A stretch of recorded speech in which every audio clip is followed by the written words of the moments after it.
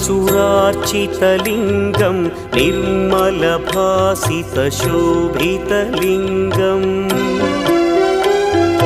जन्मजदुःखविनाशकलिङ्गं तत्प्रणमामि सदा शिवलिङ्गम्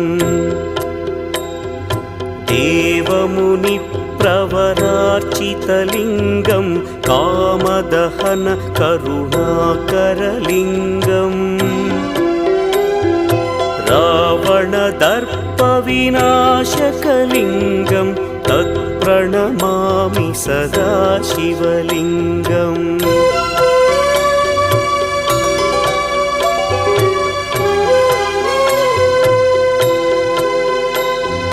सर्वसुगन्धसुलेपितलिङ्गं बुद्धिविवर्धनकारणलिङ्गम्